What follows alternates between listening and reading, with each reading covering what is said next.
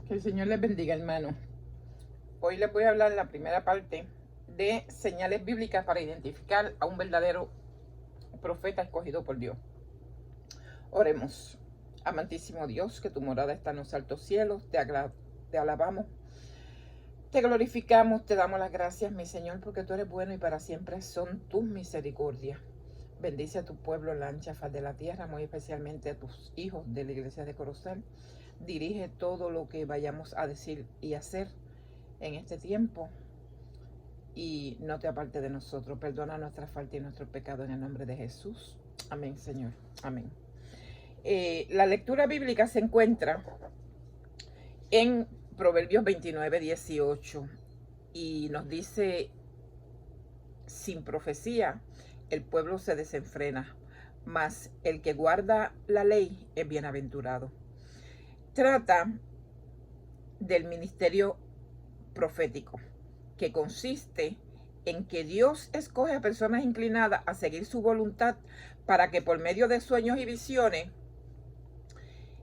inspira a estos siervos para que escriban y proclamen un mensaje que Dios desea comunicar a nosotros, su pueblo.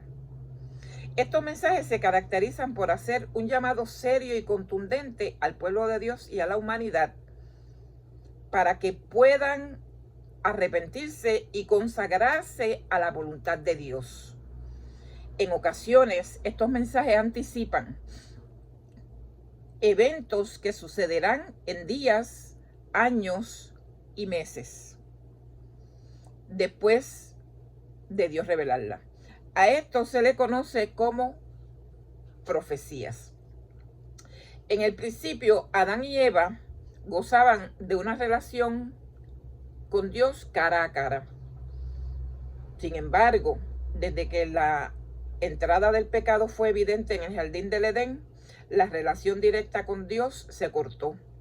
Parte del plan de Dios para restaurar esa relación fue establecer intermediarios donde Dios los escogía para dirigir a su pueblo y enseñarles su voluntad. Muchos de estos intermediarios fueron llamados profetas. Dios dice en la Biblia, en el libro de Amós, capítulo 3, versículo 7, porque no hará nada Jehová, el Señor, sin que revele su secreto a esos, sus siervos, los profetas. Esto nos indica que después de la entrada del pecado, Dios comunicó su voluntad escogiendo su siervo. No cualquiera era siervo de Dios. Él no escogía a cualquier persona, ¿ok? Para ejercer este ministerio del don profético. Esto lo vemos bien claro en todo el periodo del Antiguo y Nuevo Testamento de las Sagradas Escrituras. También la Biblia menciona que se levantaban personas que pretendían ser profetas verdaderos de Dios cuando no lo eran. ¿Cómo entonces el pueblo de Dios identificaba cuándo no y cuándo sí una persona era profeta enviado por Dios? Esto al principio no fue fácil. Y yo diría que todavía no es fácil identificar. Yo no sé identificar quién es un profeta. Pero la Biblia nos dice cómo identificarlo. No fue fácil para identificar. Ante esta situación, Dios enseña a su pueblo el método para poder distinguir al profeta verdadero versus aquel que pretendía ser escogido de Dios cuando no lo era. En la Biblia encontramos versículos donde se registran las características de un profeta verdadero, a su vez delata al que no lo es. Estas características deben ser el filtro o prueba que cada seguidor de Dios debe aplicar a aquella persona que le dice a uno que es profeta de Dios. La Iglesia Adventista del Séptimo Día cree que la hermana, la señora Elena G. de White, escogida por Dios para ejercer el ministerio del don profético en este último tiempo, antes de que Dios venga por segunda vez. A ella también se le tiene que aplicar esta prueba o característica que aparecen en la Biblia para determinar si ella en verdad fue escogida por Dios como profeta o no. A continuación les voy a hablar una porción de versículos donde aparecen las características dadas por Dios. La información presenta primero la declaración de las características bíblicas de un verdadero profeta y el pasaje de las Sagradas Escrituras que lo sustenta. Luego presenta algunas porciones de los escritos de Elena G. de White con el fin de identificar si ella está acorde con la Biblia o sus escritos o ministerios la contradicen. La característica número 1 dice: un profeta verdadero habla y vive sin contradecir la ley de Dios y sin contradecir lo dicho por los anteriores profetas de Dios. Esto lo sustenta el texto bíblico que se encuentra en Isaías capítulo 8, versículo 20, que dice: a la ley y al testimonio, si no dijeren conforme a esto, es porque no les ha amanecido. La palabra ley aquí mencionada es una referencia a los 10 mandamientos de Dios y a los primeros 5 libros del Antiguo Testamento. Por otro lado, la palabra testimonio se refiere a todos los mensajes proclamados por los profetas registrados en el Antiguo Testamento de las Sagradas Escrituras. Y la frase no les ha amanecido es una forma descriptiva de una persona que no le ha llegado de Dios luz de revelación. Con esta primera característica, Dios nos pide que evaluemos cómo vive y qué dice o proclama alguien que alega ser profeta. Con esto tenemos que tener mucho cuidado y conocer todas estas características para poder conocer quién es el verdadero profeta. Si la persona que alega ser profeta escogido por Dios en su comportamiento diario vive desobedeciendo los mandamientos de Dios o sus mensajes, escritos o hablados, no enseña que las personas deben obedecer todos los mandamientos de Dios, este versículo nos muestra entonces que la tal persona no es profeta de Dios y no ha recibido ningún mensaje o ninguna luz de revelación divina cuando dice no le ha amanecido. Amanecer es cuando sale el sol, ¿verdad? Es una aplicación de cuando Dios da una revelación o luz reveladora a uno de sus profetas. Es por esto que si la persona que alega ser profeta de Dios contradice los mandamientos de Dios y sus mensajes también contradicen los mensajes dados por los profetas bíblicos, entonces ya esto no cumple como profeta escogido de Dios. El siguiente párrafo que les voy a hablar es una de las tantas declaraciones hechas por nuestra hermana Elena G. de White, registrada en uno de los libros conocidos como Palabras de Vida del Gran Maestro. La idea es evaluar si ella contradice o no la ley de Dios o está en acorde, si exalta la plenitud de las Sagradas Escrituras, si su mensaje está en acorde con lo dicho por los profetas de la Biblia o no. La cita dice así: existen personas que profesan creer y enseñar las verdades del Antiguo Testamento mientras rechazan el Nuevo. Pero al rehusar recibir las enseñanzas de Cristo, demuestran no creer lo que el Nuevo Testamento, no creer lo que dijeron los patriarcas y profetas. Al rechazar el Antiguo Testamento, prácticamente rechazan el Nuevo, pues ambos son parte de todo, inseparable. Ningún hombre puede presentar correctamente la ley de Dios sin el Evangelio, ni el Evangelio sin la ley. La ley es el Evangelio sintetizado y el Evangelio es la ley desarrollada. La ley es la raíz, el Evangelio es su fragante flor y fruto. Esas palabras las dijo nuestra profeta Elena G. de White. En esta cita, como en cientos de los escritos de Elena G. de White, ella siempre exalta las Sagradas Escrituras. siempre proclama la vigencia y la seriedad de la ley de Dios.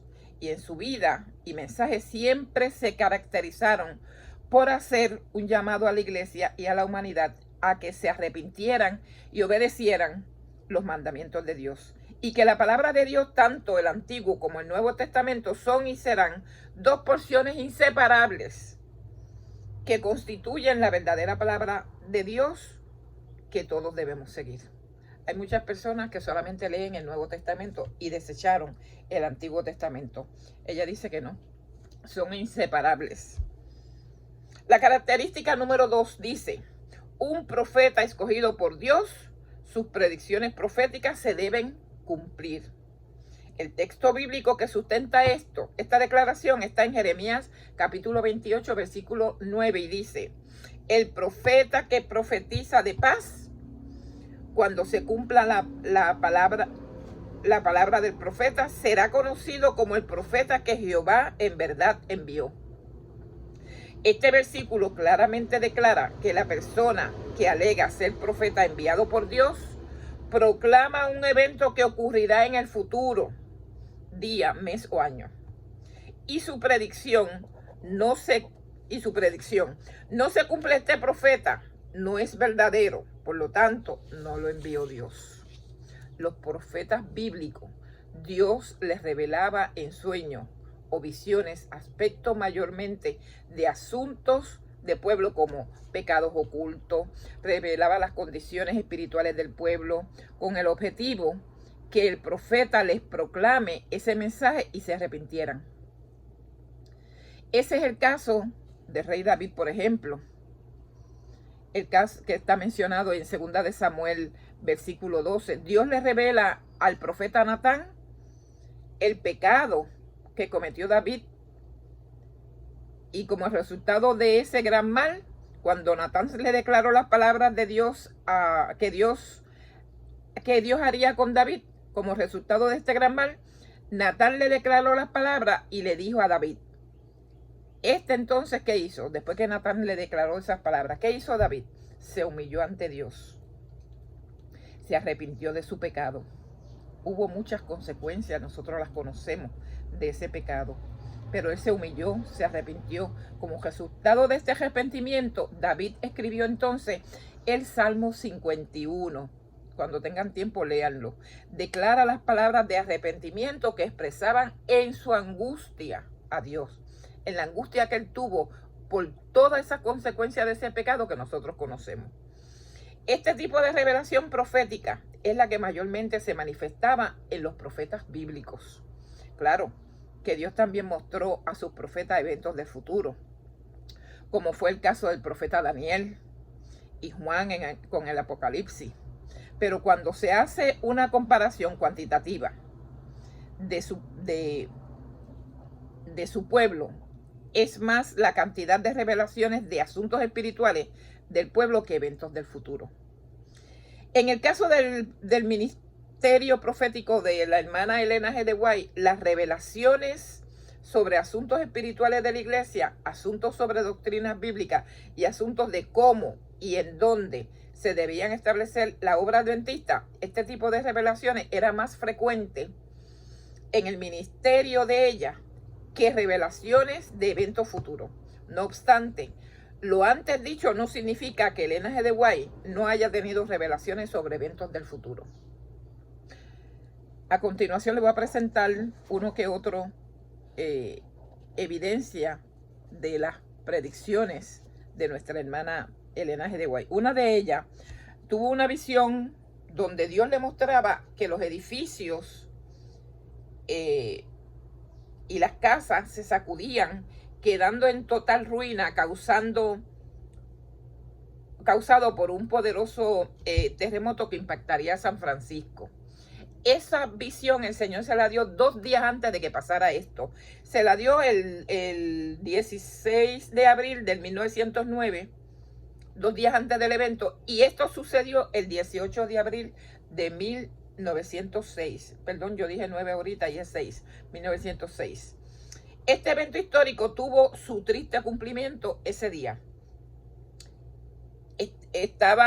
Murió mucha gente, cayeron muchos edificios y ella tuvo esa visión. Mientras estaba en Loma Linda, pasó delante de ella una maravillosa, dice ella, impresionante representación. Durante esa visión nocturna estaba ella en pie en un lugar alto, desde la cual podía ver casas sacudiéndose como paja por el viento, edificios grandes y pequeños que caían, lugares de placer, teatro, hogares, hoteles, gente rica, gente pobre, sacudiéndose, destrozada, corriendo de aquí para allá. Muchas vidas eran destruidas y el aire estaba lleno de gritos de los heridos y atemorizados. Esta fue la visión del terremoto del 18 de abril de 1906. También tuvo otra visión de la guerra civil de los Estados Unidos. A los 33 años de edad, ella, durante un culto de la tarde en la iglesia de Parkville, en Michigan, el verano del 12 de enero de 1861, se les reveló en visión los acontecimientos de la guerra civil que nadie se imaginaba. 3 meses después, el 12 de abril del 1861, se desató dicha guerra entre grupos del norte contra grupos del sur de los Estados Unidos. Luego de ella tener esta visión, le habló a todos los presentes acerca de los horrores de la guerra que se avecinaba. No le creyeron.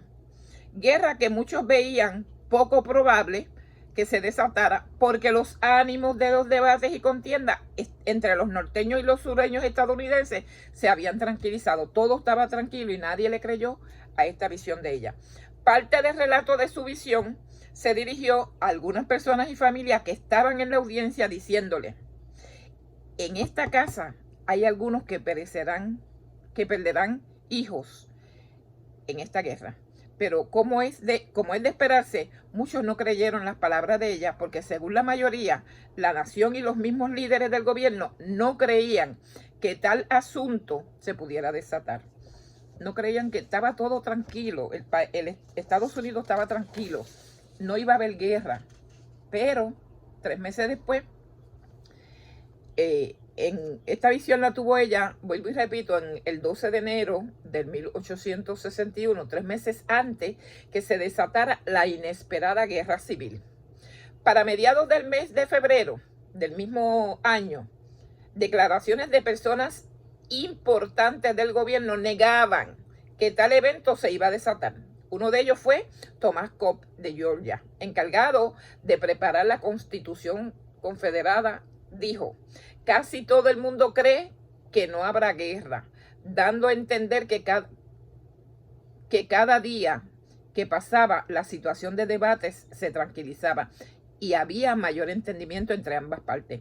Abraham Lincoln, 2 días antes del discurso inaugural el 4 de marzo de 1861, dijo: creo que está plenamente justificado que haya llegado a la conclusión que la crisis, el pánico y la ansiedad del país en este tiempo es artificial. El vicepresidente de la Confederación, Alexander H. Stephens, el 21 de marzo de 1861 dijo que la revolución sureña se había cumplido sin derramar una gota de sangre y que el temor a una colisión mortal con la Unión estaba cerca de desvanecerse. Esto lo dijo 22 días antes de desatarse oficialmente la guerra. Elena de White tuvo 2 visiones sobre este asunto. A continuación, una pequeña porción de relato, le voy a dar una pequeña porción de relato de su primera visión al respecto. Ella dijo: en esta visión he visto grandes ejércitos de ambos lados juntándose en el campo de batalla. Escuché el rugido del cañón y vi muertos y moribundos de cada lado. Entonces los vi precipitándose a trabarse en combate mano a mano, con bayoneta en mano. Luego vi el campo después de la batalla, todo cubierto de muertos y moribundos. Entonces fui llevada a las prisiones y vi el sufrimiento de los que estaban necesitados, que se estaban consumiendo. Luego fui llevada a los hogares de aquellos que habían perdido esposos, hijos o hermanos en la guerra. Ahí vi desesperación y angustia. Tal y como Dios le reveló a Elena G. de White los detalles de este evento, así mismito ocurrieron. Los hijos de aquellos padres que ella mencionó que morirían, lamentablemente perdieron la vida. Luego de esta revelación, muchos entonces entre los adventistas de esa época que no habían creído en las visiones de ella, confirmaron que sus visiones eran dadas entonces por Dios y que fue escogida por él para el ministerio del don profético. Elena G. de White profetizó de varios asuntos que se han cumplido. En este documento solo se mostró estos pocos ejemplos. Hay muchos más. Este tema se concluirá durante el próximo tema de la Semana del Espíritu de Profecía. Así que vendrá la segunda parte. Yo dejé unos cuantos eventos de decirle, muchos de nosotros los conocemos, pero hermano, no se pierdan la segunda parte de esta semana del Espíritu de Profecía. Interesante por demás. Cosas que yo no sabía, las aprendí, y cosas que yo se me habían olvidado, las refresqué en esto. Tenemos que aprender a reconocer quién es profeta de Dios y quién no. Hay muchas religiones que tienen muchos profetas por ahí. Tenemos que tener cuidado. Nosotros somos una iglesia, una iglesia muy estudiada de la Biblia. Continuemos estudiando la Biblia para que nadie nos engañe. Estamos viviendo el último tiempo y Dios quiere que nosotros todos los días de nuestra vida que podamos estudiemos la palabra de Dios para que aquel día cuando nos la quiten esté aquí en nuestra mente grabado aquello que nosotros podamos predicar aún sin la Biblia en la mano, para el último tiempo nosotros poder predicarle a la gente que Cristo viene, que viene pronto y que va a llevar un pueblo redimido a vivir con él a las mansiones eternas que está preparando allá en Canaán. Que el Señor nos bendiga y que podamos aprender a reconocer el pueblo de Dios. Oremos.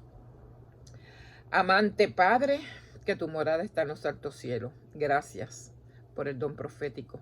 Gracias por tu palabra revelada por los profetas. Oh Dios, úngenos con el poder de tu Santo Espíritu y ayúdanos, Señor, a reconocer las profecías de este tiempo. Y aligera nuestros pasos para que cada día nosotros podamos estar en comunión contigo y no nos separemos de ti, reconociendo que estamos viviendo el último tiempo. Ayúdanos a hablarle a nuestra familia, a nuestros vecinos, a los mismos hijos de la iglesia, que tú vienes pronto y que se están cumpliendo las profecías en este tiempo para la próxima venida de tu Hijo. Gracias, Padre. Sella tu iglesia para vida eterna y no te aparte de nosotros, en el nombre de Jesús. Amén, Señor. Amén. Que el Señor nos bendiga, hermano.